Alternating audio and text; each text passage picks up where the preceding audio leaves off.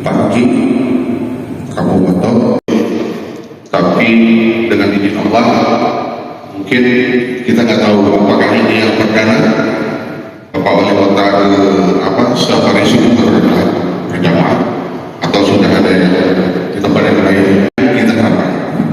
Ya, terima kasih sekali lagi Pak Wali telah kami, dan ini perlu terus kita tingkatkan.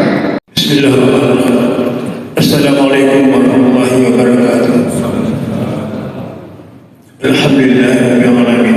Wassalatu wassalamu ala asyrofil mursalin wa ala alihi wa sahbihi ajmain.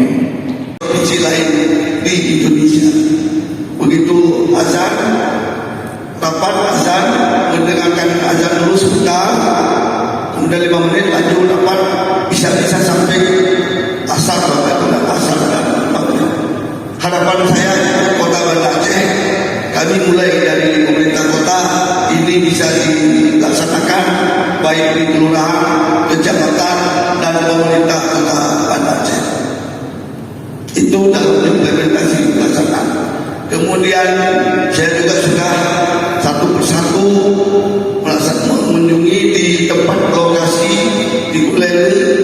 Itu semua pada penjual sama minta begitu memasuki maghrib, sebelum maghrib untuk menghentikan seluruh kegiatan penjualan dan tidak melayani konsumen pada saat sholat maghrib sudah dimulai. Syukur-syukur secara bertahap kami juga meminta seluruh KP-KP ini baru tahap sosialisasi agar menghentikan pelayanan pada saat maghrib dan untuk melaksanakan sholat masing-masing kalau di KP-KP sekalian. Inilah implementasi pelaksanaan syariat Islam. Khususnya karena saya kewenangan di Kota Banda Aceh sekalian, ada program-program lain yang menyentuh kepada masyarakat